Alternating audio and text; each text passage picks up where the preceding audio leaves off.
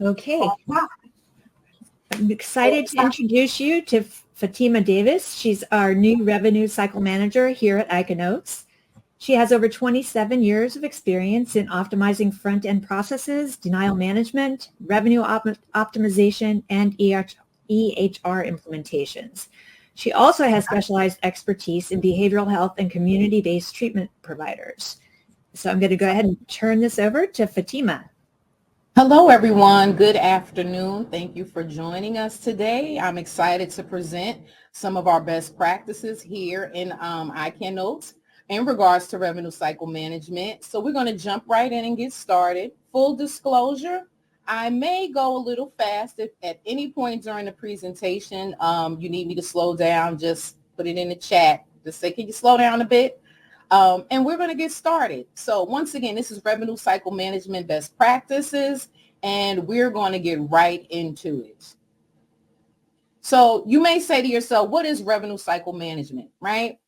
Often when people hear revenue cycle management, they think that it's basically we're pushing a button and your claims go out and they get paid. Well, in a perfect world, we wish that was the case. However, there are some other steps involved in the revenue cycle process. Revenue cycle management is the process of healthcare organizations using and managing financial operations related to billing and collecting revenue for medical services. RCM begins when a patient schedules an appointment and it ends all the way through until the account is finalized, until we get the payment for the account. That is the life of the revenue cycle. It starts actually a little bit before the appointment, but typically from the appointment all the way through until payment. Some of the key steps in revenue cycle management are listed here. We're going to talk about them in depth, but just know that if you have a good, solid revenue cycle management plan, your life will be a lot easier. Your cash will flow in, and overall, it just makes for a better process and patient satisfaction. So to ensure that you have a good revenue cycle, one of the first things that you start with is your payer credentialing. Eligibility and benefit verification. We need to know if somebody is active, if they have coverage. Claim submission and EDI. We're going to go into a little bit about the EDI piece and the claim submission portion. Rejections and claim acknowledgement, right? Once you send those claims out to your clearinghouse, we have to follow up on those things. Payments and electronic remittances. We're going to discuss the value and the increased efficiencies when receiving electronic remittance advices from your payers. We're going to talk a little bit about denial management, some of the best practices and ways you should focus on denial management. Accounts receivable and AR follow-up. Often, sometimes people consider this denial management. I like to parse it out a little bit and segregate some of the items from denial management versus AR follow-up. So we'll talk a little bit about that. Self-pay and patient statements. Self-pay, I can tell you right now, in my career, self-pay is one of those forgotten payers often. If you're taking commercial insurances and Medicaid and Medicare, sometimes it's easy to neglect your self-pay accounts and or just forget about that. But just keep in mind that those self-pay balances, that is indeed true revenue, and you should also focus on self-pay the same exact way you focus on your commercial Medicare and Medicaid claims. And then we're going to talk a little bit about financial reports. Reports that you should be using daily to let yourself know where you are in your practice, how well you're doing financially, where your impediments are, and also to just give you some ground numbers so that you can go back and optimize and enhance your billing and revenue cycle process. So financial reports are key. Looking at them either at the end of the month. We'll talk about that a little bit more granularly, but they'll give you a good idea of where you are financially. So let's start with payer credentialing, right? Credentialing is a word that can often be used interchangeably, but in this perspective, we are talking about the process of an insurance company verifying your qualifications to join their network and provide services to their subscribers. So it is the process of reaching out to a payer saying, I'm going to use myself as an example. I'm Fatima. I'm a nurse practitioner. I would like to participate with you so that I can see the subscribers, the clients that have your insurance. One of the good things about, and the benefits, I should say, of being credentialed is it increases your patient base, right? Being an in-network provider attracts patients who prefer to use their insurance coverage. Like most people, I myself typically look for a provider who is participating with my insurance. There's typically a cost savings for the patient when using a in-network provider. So of course, most patients are going to go to the providers who are in network with their insurance. In-network status ensures claims are processed timely and correctly. Now, that's in a perfect world. We know that there are hiccups and sometimes in the process of getting paid quickly and accurately, but most of the time, if you are in network and you maintain a good relationship with your provider relations representative and you're updating your information on file with your payers, typically being in network is a lot easier to get your claims processed and paid timely.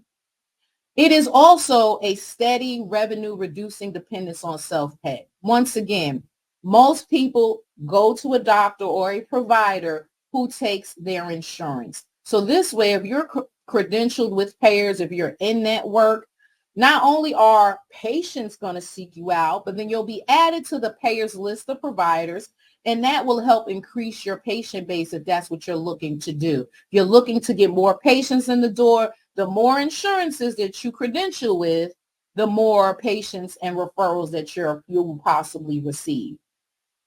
One quick tip about payer credentialing.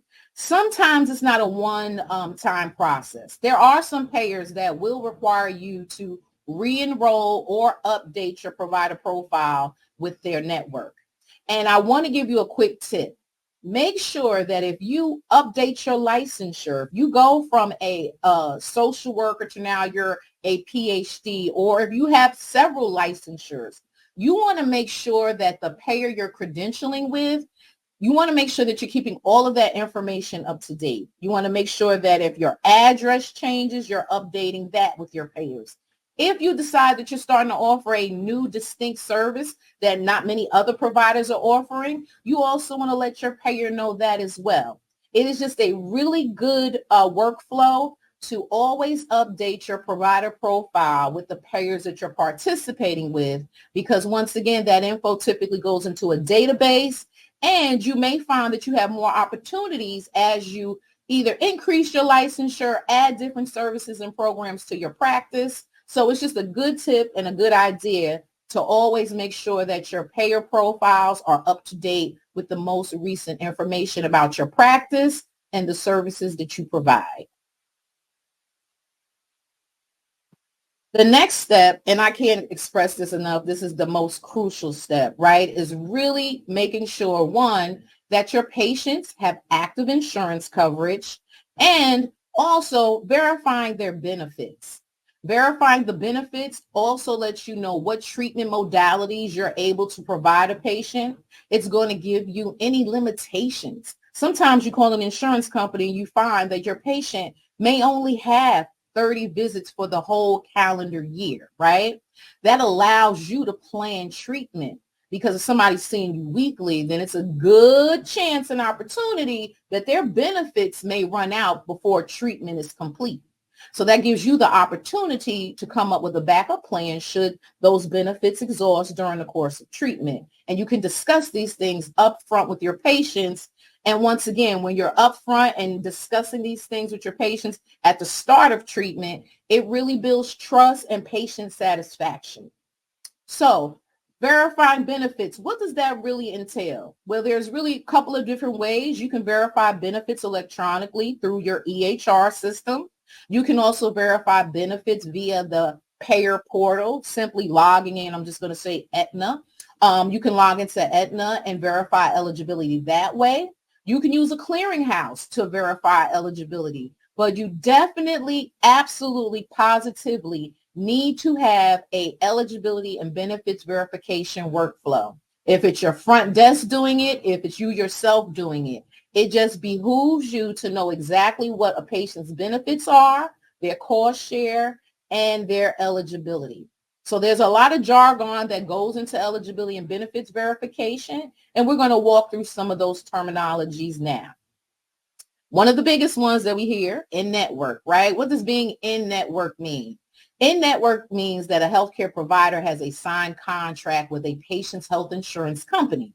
That means that you're contracted with them. You typically will receive a fee schedule. And once again, as you can see from the slide, it's typically a lot more cost effective for patients, right? They're plan members, and then there's a discounted rate, and that rate, it also includes the patient's copay and cost share. So being in network, there are definitely benefits of being in network with payers. Out of network healthcare providers do not have a signed agreement with a patient's health insurance. There are some providers that have said, this credentialing stuff, getting in network, in and out, it's a lot for me. I'd rather just either take cash or send the bill as an out-of-network provider. And if you do have any out-of-network patients, then just be cognizant that out-of-network is typically a lot more costly for the patient, and that their co-insurance, co-payments, and cost share expenses are a lot higher when someone is out of network. Not to mention adding the deductible in there, which is next. Deductible. A deductible is the amount that a patient pays for covered medical services and expenses before their insurance plan actually begins to pay. For example, if you have a $1,500 deductible and a patient pays the first $1,500 for covered services themselves. Now, in a perfect world, we would love if our patients could afford to pay $1,500 up front, and that would take care of the deductible, and then you could start billing the insurance and then get paid the full rate for the service. Of course, the insurance part and then the patient's co-insurance.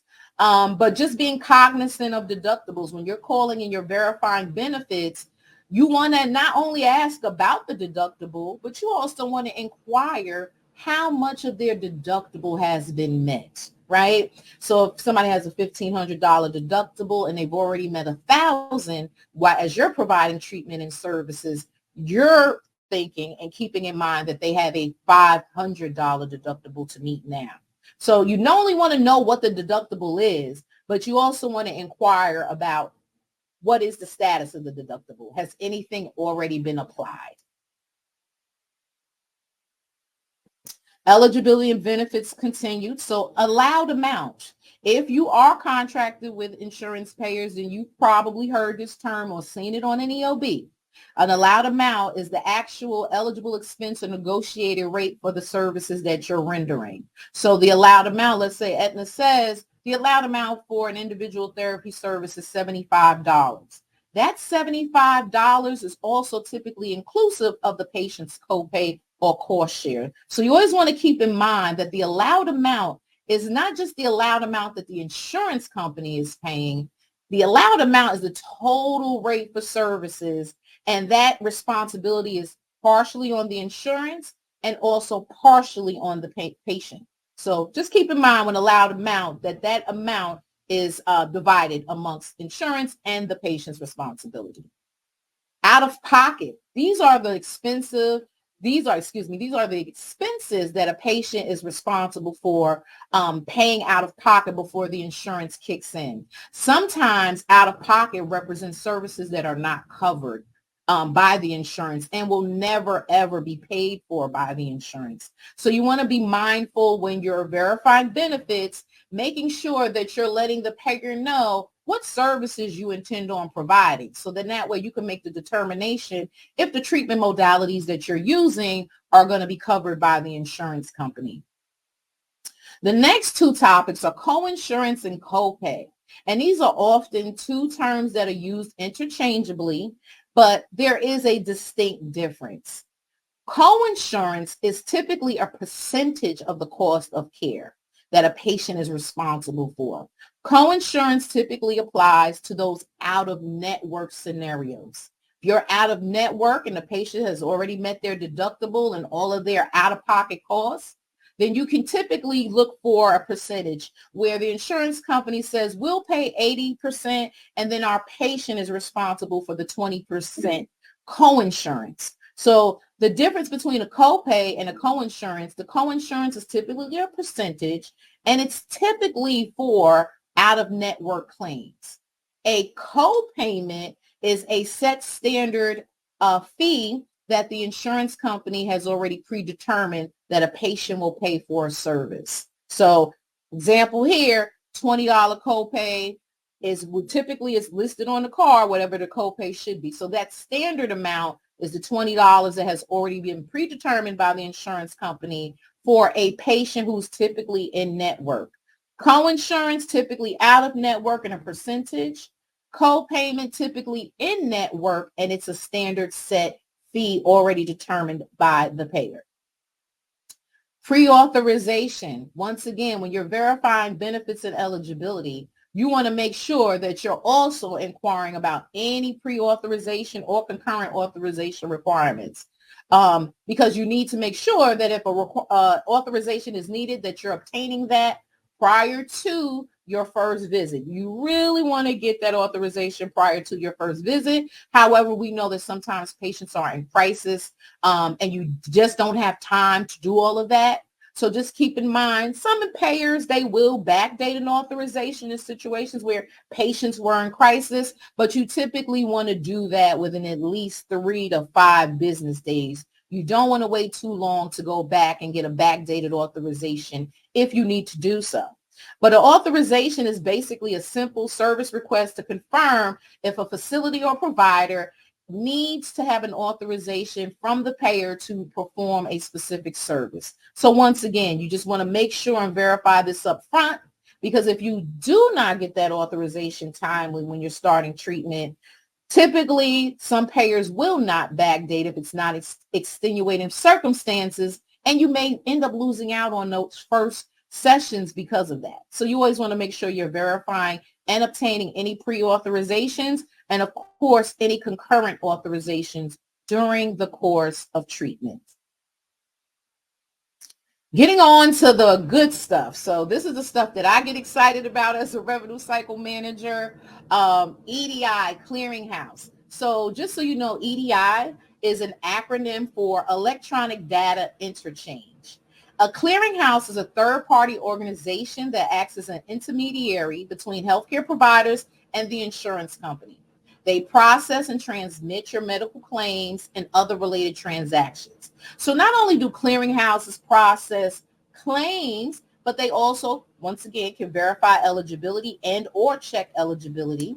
Often they're looking at your claims, scrubbing them, looking for missing or omitted information that they pretty much know the payer is going to want.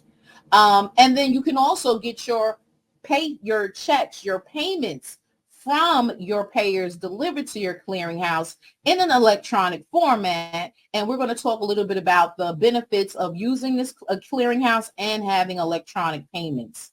I've been in the game a very long time, and I literally came into revenue cycle management at the height of the electronic claim submission boom. And if you're billing and you've already known billing and been involved in billing, you know that it is a lot easier and quicker to get paid sending your claims electronically. It just absolutely behooves you to do so.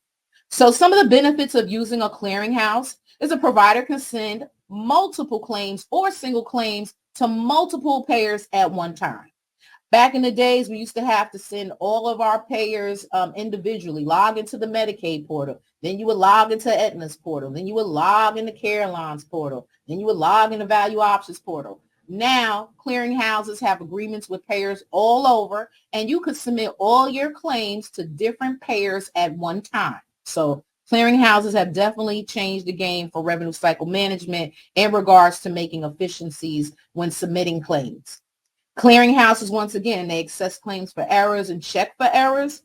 And typically what you want to do, if you are submitting your claims and you are finding that you're receiving errors during your transmission, you want to take those errors that you're getting and bring them back to your EHR and program your EHR according to those errors that you're getting. So clearinghouse errors, you want to take those, fix them. You can either fix them in your system and then send them back out, or often you can fix a lot of those errors directly on the clearinghouse website and just push the claims forward.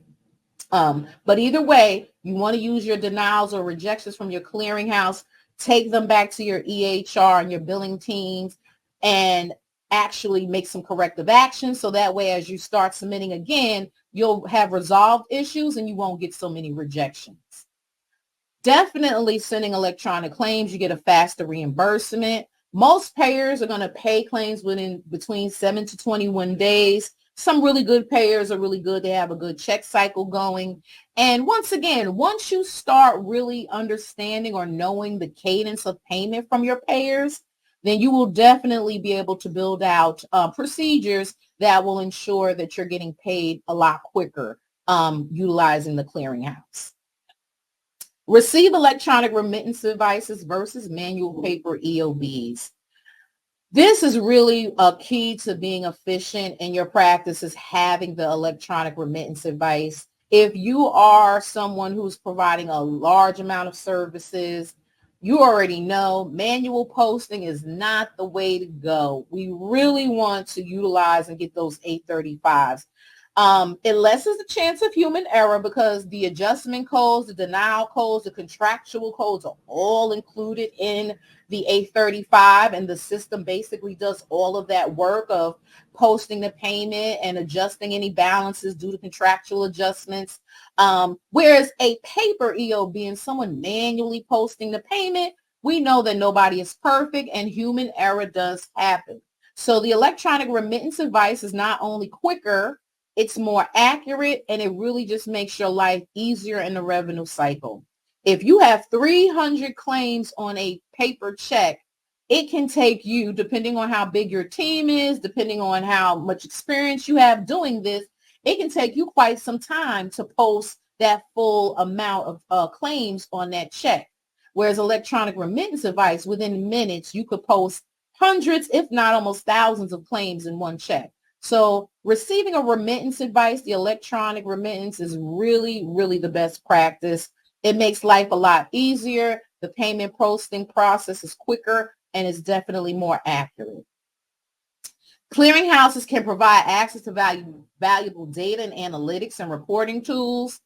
Most clearinghouses have a lot of good reporting, Inovalon being one of them, the ability to run your claims, a report of your accepted claims, your acknowledgments that you get from payers. Because once again, keep in mind, just because you submitted your claims to the clearinghouse, you still need to turn around and follow up and make sure that they went from the clearinghouse and were acknowledged and accepted by the payer. And you want to make sure you're fixing and correcting any claims that were rejected so that they can get out the door and go out to the payer. So once again, there are a lot of good reports in a lot of the clearinghouses, and Inovalon being one of them. You can run reports on productivity. You can run reports on, you have a billing team or a biller, you can actually go into and run a report to see exactly what your biller was working on or fixing and how many claims they pushed out. So don't just think of your clearinghouse as a place to send your claims and get them to the payer and so forth. But most clearinghouses have a lot of tools and analytics, and take advantage of those if you can.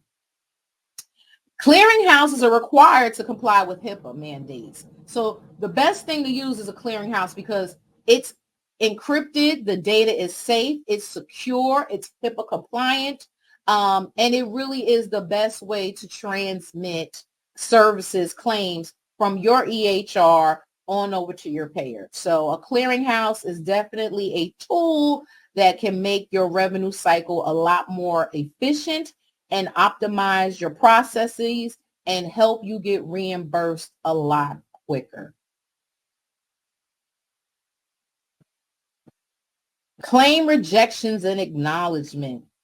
So a clearinghouse actually allows you to get a report or confirmation from the payer saying, hey, we actually received your claim. Your claim is on file. So you want to make sure that when you're sending out your claims, you don't think, hey, I transmitted my batch. Everything's all good. I can go on and work on the next thing. No, you want to make sure that your claims actually left the clearinghouse and were accepted, and that will be an acknowledgement. So your clearinghouse will be able to tell you when you look at a specific claim or claim batches, typically you can get a summary of your acknowledgements. So if you sent a batch with 50 claims and you look at your acknowledgement in your clearinghouse, and the acknowledgement for that payer says 30 claims accepted, that's an indicator to you, well, hey, I sent 50. Where are the other 20 claims? Typically, they'll be somewhere rejected. So you want to follow up. It's a good reconciliation tool as well to use the reports from the clearinghouse. You should always tie your claims that are coming out your EHR with the claims tally and count in the clearinghouse. That is a good way to reconcile and make sure that everything you sent was accepted. Most claim rejections, I'm going to be totally transparent, are due to demographic errors. I can't tell you how many times something as small as an apostrophe or an asterisk in a insurance ID number can cause rejections. Tip here, 99.9% of clearinghouses do not like special characters. Special characters include dashes, apostrophes, the and symbol, the at symbol, the pound sign. So just keep that in mind when you're entering a patient's demographic, their address, their name. You want to be sure to omit that pound sign on the apartment number. If a patient is married and or just simply has a hyphenated name, you don't want to put the hyphen in there because that can cause a claim rejection. So just keep it in mind when you're entering demographic and patient information to omit and leave out any special characters. Cigna is one of those insurance companies almost every time. If you look at the ID cards, they always have a little asterisk after the number to indicate the sequence of the subscriber. So like a asterisk 02 means child or spouse, right? You don't need that asterisk when you're putting in the patient's insurance ID number. You would simply put the number in and then the 02, leaving out the asterisk because that will cause your claim to reject. So no special characters. Diagnoses. Often, sometimes providers will use the unspecified diagnosis, whereas payers typically want a more specified. So if the clearinghouse is aware of the diagnosing requirements, you can get a rejection for an invalid diagnosis. And that just simply means you may need to specify it a little bit more, and or it could be a non-billable diagnosis. There are some non-billable diagnoses. So once again, you want to be cognizant of those diagnosis issues and just making sure that you're using billable diagnoses that are billable according to the American Medical Association, and thinking about using specified diagnosis because those tend to be accepted by the payer more easily. The next thing could be CPT coding errors or modifier coding errors. As the world has changed and we're doing telehealth, telehealth is pretty much the go-to now for a lot of medical treatment. Having the wrong place of service. You know, a lot of payers are no longer using a GT modifier. They just simply want you to use whatever code you would normally bill with and use a specific place of service like an 02 or a 10 for home. So just keep it in mind. You want to make sure that you're following your payer's rules so that way you have good data going out on your claims, and that will lessen your rejections in the clearinghouse level. Once again, you want to use your rejections to develop a corrective action plan and improve your workflows. So if you're getting a lot of rejections about taxonomy codes from Humana, that's an indicator that you need to go in and you need to look at your Humana within your EHR, and you need to set up the appropriate taxonomy codes that they're requiring for clean claims to get paid. So once again, using this as an opportunity to apply corrective action to your EHR, your practice, and your workflows. You want to ensure your provider IDs are accurate. I can't tell you how important it is if you're a Medicare provider that you have your proper PTAN going out on your claims. If you're a Medicaid provider and they're requiring your provider ID to be on your claims, you want to make sure that you're billing out with the correct provider identifiers that are required by your payer, because your claims will get rejected at the clearinghouse level if you do not have the right provider IDs set up and linked in your EHR system so that they can populate on your claims appropriately. And then also, sometimes you need to know when to send a corrected claim versus a rebill to avoid duplicate claims. A lot of clearinghouses now have edits in their system where if they notice that you're submitting the same claim over and over and over again, they'll start rejecting it because they're saying, hey, something needs to actually be fixed on this claim It looks like you just keep sending us the same exact claim again. So often, sometimes if you get a rejection or a denial from a payer and you just simply go and rebill it out thinking, oh, let me just rebill and try again. If there is some information on that claim that needs to be updated and or changed, then you may need to send a corrected claim and not just resend the same claim, erroneous claim that you've already submitted.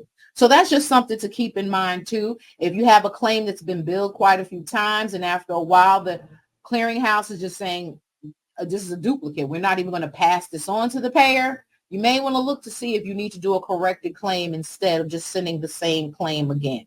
Doing a corrected claim will send a whole new claim number. It will rebuild the claim and send new information, and it could typically bypass that duplicate rejection that you could get at the clearinghouse level. Payment posting and electronic remittance advice. So we're going to touch a little bit more about electronic remittance advice, but I want to talk about payment posting because I think sometimes this step is often just not the priority for a lot of providers and practices. Once you see that money in your bank account, sometimes it's like, oh, I got paid, and you kind of just put the payment posting portion to the side for a bit. But you really do want to develop a good cadence for payment posting. So payment posting, also known as cash posting, is a crucial step in the revenue cycle management process. It is necessary for accurate patient balances, financial reporting, and also cascading or crossing over to the next payer. So especially for like Medicare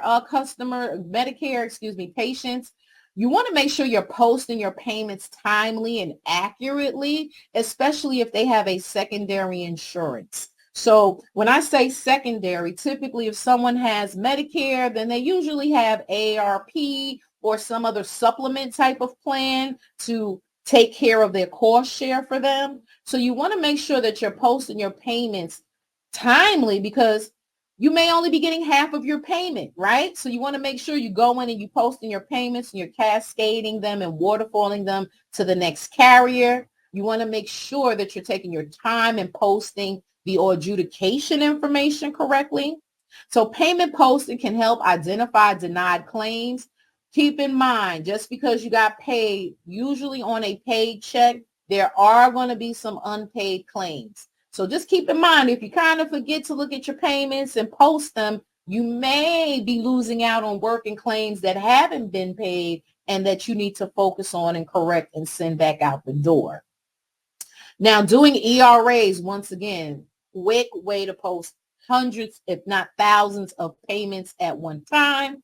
So ERAs can help you streamline your process of posting payments. It's just way more efficient. And once again, when you're posting payments, that cost share from the payer is on that EOB or electronic remittance. And if you're sending patient statements, you definitely want to develop and have a good payment posting cadence because once again, that allowed amount from our insurance payer is only a portion that we're receiving from the actual payer. The other portion is the patient's responsibility. And like most people, myself included, I like to get a timely bill from my healthcare providers. I really don't want to see a bill 6 months down the line. It makes it a lot harder to collect money if you're not collecting it either upfront or quickly after you receive the payment from the insurance company. So just a quick tip, if you want to send out good patient statements, you want to have a good payment posting process cadence in place because good patient accurate balances and statements, trust is there, the patient is satisfied. So you want to make sure that you're posting your payments with a good cadence, accurately and timely because it does affect the next step if someone has a cost share and or if there's another responsible party. Also, keep in mind, if you have patients who have coordination of benefits, right? You want to make sure you're posting your payments because sometimes, once again, those denials may be included and you may not be getting a payment from the primary. You may be expecting a denial because we know that Medicaid is the last payer of resort. So you want to make sure that you're posting those payments, even if they are zero pays, so that things will cascade and waterfall to the appropriate next responsible party. Payment posting provides insight to your financial state and the ability to solve errors quickly. Once again, if you're working your accounts, you want to make sure that the payments are posted timely and accurately so that you can focus on those claims that are unpaid and not focus on claims that have already been paid. Okay. Once again, the bottom line, accurate patient balances promote trust and patient satisfaction. So you definitely want to have a good payment posting cadence and workflow if you have waterfalling and cascading going on and or sending patient statements. Denial management. This is what I love. I love denial management. It's where I go into Sherlock Holmes mode and I start coming up with trends, finding trends and resolving them in my EHR. So you may say, Fatima, what is denial management? Well, denial management in healthcare refers to the entire process of finding, reviewing, and resolving unpaid claims, or AKA denials. It's a strategic process that aims to identify the cause of denial and put in process in place, once again, to correct anything going forward in the future. So tips for denial management. Whenever you're doing denial management, you want to always go to and look at your oldest claims. So you should be starting with claims that are at least 90 or more days outstanding, right? Those claims that are in those 30-day buckets, those are new claims, pretty fresh. Don't focus on those. Focus on the older claims because we have an enemy in revenue cycle management, and it's called timely filing. So you want to make sure that you're working on the oldest dates of service first so that you don't run up against timely filing, okay? Keep in mind, there are two types of timely filing. There's the original claim timely filing, and then also there's timely filing for a corrected claim. So some payers have two separate cadences for timely filing, an original claim and then a resubmitted corrected claim, okay? So you want to make sure you're working the oldest claims, those claims that are about to fall off the cliff. Those are the ones you want to go after first. Then another tip is you want to focus on high dollar claims. If you're providing a service, and I'm just going to throw out there a service that I know is pretty high in dollars, like a PRP or a PHP, a residential claim, you want to focus on those claims that are well over a couple of $100s, if not into the thousands, because once again, those are high dollar amounts and you can resolve those, get those dollars, and you want to look at your dollar amounts and use that as an indicator on the claims that need your attention first. You want to identify and correct the root cause so you can ensure that your future claims are paid on the first submission. So once again, using denial management, using your findings to shore up your operations and your workflows and your corrective action plans. Okay? Then you want to check your payer denials against your contract and your provider manual. I can't tell you how many times I've gotten denials and I'm looking at my fee schedule, I'm looking at my contract, and I'm like, we can build this CPT code. We should be able to provide this service. This is the rate that we should be getting paid. Why did we get paid less? So once again, as you start seeing trends and you don't feel like these things add up, you always want to go back and look at your payer contract, because a lot of the times, more than less, there are some erroneous denials and unduly denials that providers will receive. So you always want to make sure that you're checking your denials against your contract and your payer's provider manual. I can give you a good example. In the state of Virginia for Medicaid, there are specific CPT codes for audio only claims. A lot of people weren't getting paid for those claims because they were adding modifiers and so forth on it. And just think about it. If the CPT code was created specifically for telehealth, you probably wouldn't need a GT modifier. The payer already knows based on this CPT code that this was an audio only service. So once again, being able to look at your contract, what your payer is telling you should be billing and providing, and making sure that those denials are not unduly. because that is a good way to go back to your payer and say, hey, I'm looking at my contract. It says that I can provide a 90837. I should be paid for this service.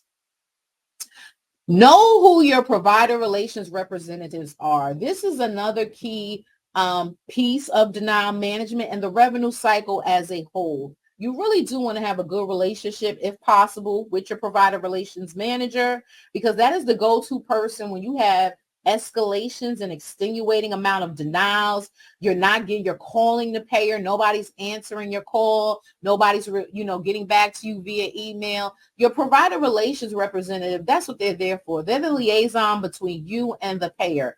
And quote unquote, they're supposed to have your best interest at hand, hence the term provider relations. So if you don't know who your provider relations representatives for your payers are, I encourage you after this webinar to find out. You can simply reach out to your payer and say, hey, who's the provider relations representative for my area? And they typically do assign reps by area. So you definitely want to get in the habit of having a relationship with your provider relations representative. And especially if you have a large volume of patients from a specific payer, it may behoove you to reach out to your provider relations representative and get some kind of quarterly meeting going. So then that way your provider relations representative has the ability to look at your claims that have been submitted to them and analyze them and tell you about the trends that the payer has found about your claims. So you're getting the inside scoop on how to resolve some of those issues. That you are keeping a good relationship with your provider relations representative. Like I said, if you do not know who your provider relations rep is, after this call, it just behooves you to find out who they are. So then that way you have the ability to have a relationship and get things resolved when things get escalated. And then we want to talk about AR follow-up, right? AR follow-up is the process of diligently tracking and resolving outstanding claims and unpaid balances with insurance companies and patients. So I said earlier, there is a bit of a distinction between denial management and AR follow-up. Denial management is when you've received a denial from the insurance company. You've gotten some kind of response. May not be the one that we want to hear, but we got a response. AR follow-up is typically going to be those claims that you haven't heard anything about. When you go into the account, you don't see any notes. There's no remittances. You may check the portal, the payer portal. A claim isn't even on file. So these are the things you want to do with AR follow-up. So tips for AR follow-up is you want to run insurance and patient aging reports at a minimum cadence weekly. You want to make sure that you're staying on top of these items because they, once again, timely filing is our biggest enemy in revenue cycle management. So you want to stay on top of these things and catch them before they're, basically gone and uncollectible. You want to look for trends by payer, provider, procedure, modifier.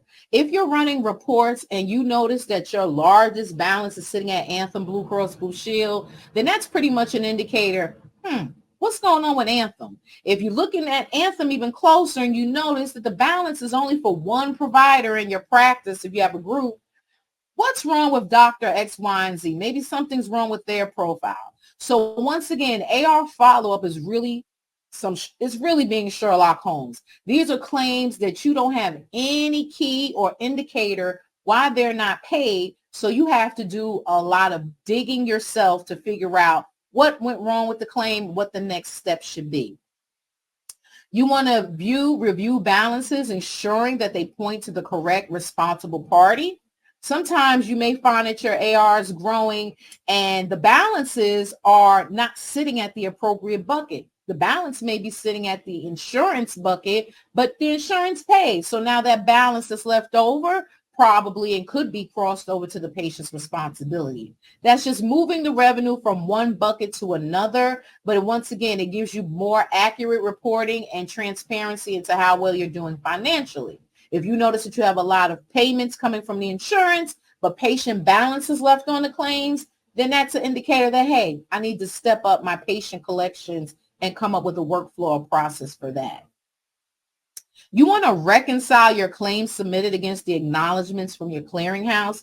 Once again, I spoke about this briefly when we were talking about the clearinghouse, but you always want to make sure the amount of claims that you sent out of your EHR system, you want to match that up to what's accepted and acknowledged by the payers in your clearinghouse. Because if you have a gap in that number, then you need to do some AR follow-up or possibly check up, make sure you have your denials or rejections clear. Agreement on file. You want to try to get a credit card on file. You want to make sure that you're accepting all of the types of payments possible, right? Today, patients aren't necessarily paying with their credit card. They're paying with Apple Pay. They're paying with Google Pay. They're using Venmo, PayPal. So it behooves you as a provider, if you have self-pay patients, to really take almost any and every kind of form of instant payment that you can, because everyone knows it's a lot easier to get that copay or that patient fee up front the first visit versus trying delayed billing, sending a statement a couple of weeks later. You want to try to take all of the different payment methods that are available to us today, such as Apple Pay, Google, etc. Know when to cut your losses. Know when you have to wave the white flag and move on to the things and the items that are collectible. Nobody likes to hear the term write-off in RCM. In revenue cycle management, that's the worst word to use, is write-off, right? However, there is a time when you have to say, I've been fighting for these claims. I dropped the ball. I didn't get the authorization. Maybe I coded it wrong. Whatever the case is, if that claim, the likelihood of that claim being paid is less than 50%, you definitely want to just make the determination. Am I going to cut my losses, write off and adjust these off so I can shift my focus onto the things that I can actually collect, right? You always want to make sure that you're focused on those things that are collectible, and you want to segregate the items that are not. And just a quick check. I just want to make sure I'm still here and everybody can hear me. I just want to make sure the power thing, I'm good. Self-pay and patient statements. Self-pay refers to the amount a patient owes for services that are not covered by the insurance. We talked about the different cost shares when we were reviewing benefits and eligibility. Timely and accurate billing builds trust and patient satisfaction. Tips for collecting self-pay, right? Once again, you want to ensure that you have a written financial policy that the patient signs at the beginning of treatment, usually done at the intake process. If you're sending forms electronically, great. That's a great way to have your patient sign that financial agreement. They have the opportunity to look at it if it's being sent to them in a PDF or some kind of electronic format. You want to, once again, offer electronic payments, credit, debit cards, offer automated payments such as Apple Pay, Google Pay, PayPal, Venmo, Cash App. There's so many ways to get paid now. So take advantage of those. I know I heard a provider tell me, I don't know if it's professional for me to take Apple Pay. It's professional for you to take Apple Pay if that's what the patient prefers to pay with, right? So you want to make sure that you're on top of all of those different avenues that you have the opportunity to collect your money up front. Once again, I already have it here. Utilize the third-party mobile apps.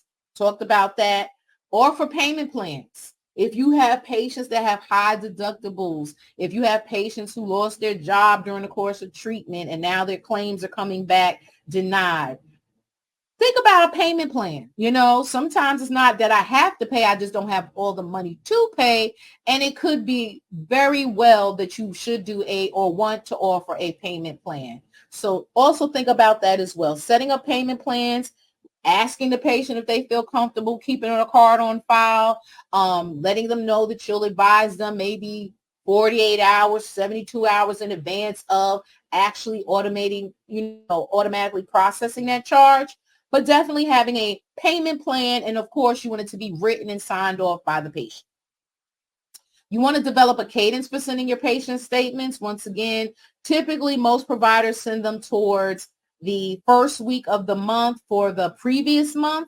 So pretty much like after you close the month, if you do a month-end process, you're waiting for all the cash payments to be posted. You're waiting to make sure that every check you got from an insurance company is posted. So that way, then when you send the patient statement, it's accurate, right? You want to make sure we're sending accurate patient statements. Suggest resources for your patients who are struggling financially. Once again, there's a ton of avenues. You can suggest the marketplace. You could suggest people, if you know your patients are indigent, suggesting that they go apply for Medicaid or another way of payment for their services. So just think about that as well. Having a little resource checklist that you could offer your patients should they lose their coverage, what options that they have. There are a lot of new options and a lot of creative options now for people who may lose their coverage at a point in time, especially if the coverage was via an employer.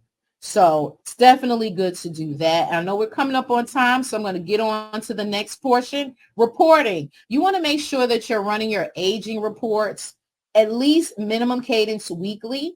The reports and ICANN notes can be exported out to Excel. So if you're a person like me who is more Excel based and it gives you a better visualization of the data and you can analyze it a bit better, you definitely want to use the reports in the EHR and ICANN notes, export them out to Excel or a CSV file. If you're really savvy with Excel, do a pivot table. You want to reconcile your payments against your bank statement, right? So if you really want to get a good financial picture of where you're at and you want to make sure that you posted all your payments, you want to take your reports of payments out of your EHR and then verify it against what actually hit your bank account, and look for any discrepancies. If you notice you have a $200 discrepancy, you have $200 more in ICANN notes versus what's in your bank account. Did somebody post a payment that hadn't been received yet? So you want to reconcile your payments against your bank statement, and you want to utilize the payment report. You want to monitor productivity and no-shows and cancellations. Those are areas of opportunity to optimize your practice. So you want to be running those reports to monitor productivity. And then you want to run a patient aging so that you can look at specifically the balances on your patient's accounts outside of what the insurance has already paid. So it's definitely good to have a good cadence and getting used to running your reports because they supply a lot of data at one time, and you do have the ability to sort them and drop them to Excel and get really creative with them to get the data that you need. Benefits of revenue cycle management. The overall benefit of revenue cycle is it's a well-designed, implemented plan. It shortens the billing cycle and collection process. It optimizes you getting paid timely. And if you are a practice, it's just good to have this kind of thing written out and documented on file. If you ever get audited, or if you have something where you need to be certified for, a lot of the times they will say, well, what is your standard SOP for your practice? You will have these things if you start to develop and use these best practices that are here in this presentation that we're talking about. So the benefits of having this revenue cycle plan devised and well thought out is it improves your cash flow. You create better quality care and greater patient experience. Increased efficiencies, both clinically and administratively. If you have your administrative stuff together and you got good workflows for that, then you can woosah and you could do what you were trained to do clinically, is provide patient care. It also gives you the opportunity to optimize your revenue and look at areas of growth for your practice. So you want to definitely take a lot of these tips and tricks that we gave you today in this presentation, start building those things out, and I guarantee you'll see your revenue cycle. It will definitely change for the better. So how can ICANN Notes RCM, how can we help? Here at ICANN Notes, we provide revenue cycle management services. We have a fully integrated outsourced billing team. We tailor, our solutions are tailored to your needs for every practice individually. You get access to expertise staff such as myself and my colleagues. We're experts in not only revenue cycle, but technology processes. So once again, you're getting access to expertise and subject matter experts. Operational efficiencies and improved patient experience. Once again, Those things like having good patient statements, having accurate balances, already having the insurance piece settled and straight, those things really amplify the patient experience. It reduces cost and waste. It improves your cash flow and increases your revenue. There may be areas of opportunity that you're unaware of that RCM can help you with. So the services that we provide, once again, we're a full scale revenue cycle management service. We're doing claim submissions, scrubbing. We're doing corrected claims. We stay on top of denial so that there's no timely filing. We're posting not only payments, but we're also paying attention to those zero remits, aka denied claims that need to be worked and fixed. We also have the ability to send your patient statements for you. We also do credentialing. So we talked in the beginning about the payer credentialing process. If that sounded overwhelming, we definitely have the ability to do that for you and get you started with payers. We do eligibility verifications, platform configuration. We handle all of that when you come to RCM here in ICANN Notes. You no longer have to worry about, oh, Optum Maryland sent me my fee schedule July 1. I need to put my new rates in. When you contract for RCM services, we're handling that heavy lift for you. We're updating your rates. We're optimizing your EHR to match your payer requirements. We're maintaining all of that behind the scenes for you. We're monitoring your KPIs, and not just monitoring, but we're providing reports. We're letting you know where you stand financially with your practice by the reports that we provide for you. So once again, ICANN Notes, we not only do EHR, we also provide revenue cycle management services, full-scale revenue cycle management services. And as you already know, our expertise is in behavioral health. So it's really, you can't really get better than that, right? Then for everyone today, we're offering a free AR assessment. If you are concerned about your practice, if after this presentation, you're like, oh my God, I'm not verifying eligibility. I have no clue who my patient, my provider relations rep is. My patient statements are a mess. I'm not sure how to fix that or clean that up. Or you may just say, you know what? I have a pretty decent revenue cycle, but I could use a little guidance and help getting some things solidified and getting some workflows and cadences going.